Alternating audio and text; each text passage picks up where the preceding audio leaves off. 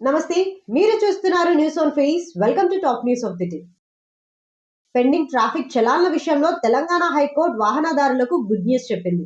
చలాన్లను చెల్లించాలని వాహనదారులను బలవంత పెట్టకూడదని ట్రాఫిక్ పోలీసులను ఆదేశించింది.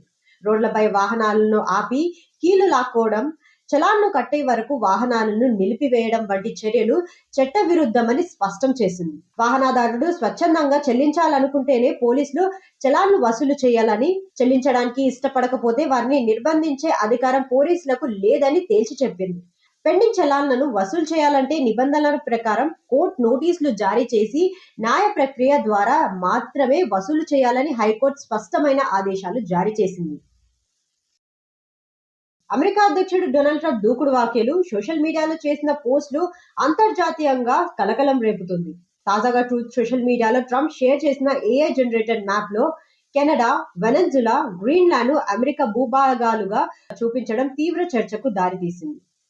గ్రీన్లాండ్ యుఎస్ టెరిటరీ ఎస్టాబ్లిష్డ్ 2026గా పేర్కొంటూ అక్కడ అమెరికా జెండా పాతుతున్నట్లుగా ఉన్న ఫోటోలను పోస్ట్ చేయడం సంచలనంగా మారింది. డెన్మార్క్ ఆధీనంలో ఉన్న గ్రీన్లాండ్ ఖనిజ సంపద జాతీయ భద్రతా పరంగా కీలకమని ట్రంప్ వ్యాఖ్యానిస్తుండగా యూరోపియన్ దేశాలు ఆయన ఆలోచనలను బహిరంగంగా వ్యతిరేకిస్తున్నాయి.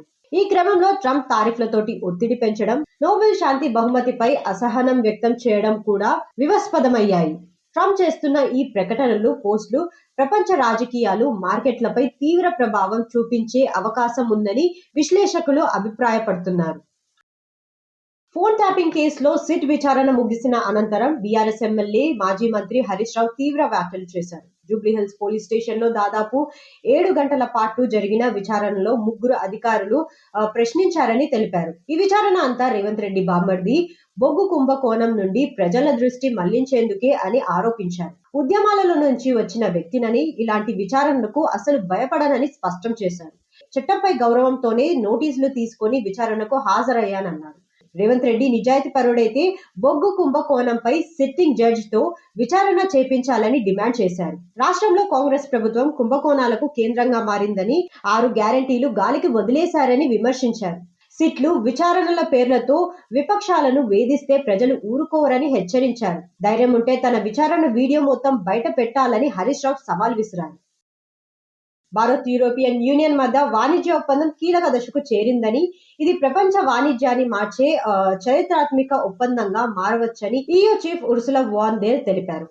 దివోస్ లో జరుగుతున్న ప్రపంచ ఆర్థిక సదస్సులో ఆయన మాట్లాడుతూ, ఈ ఒప్పందం కుదిరితే 2 బిలియన్ల ప్రజలకు మార్కెట్ అందుబాటులోకి వస్తుందని, ఇది ప్రపంచ జీడీపీలో సుమారు 4వ వంతు అని చెప్పారు.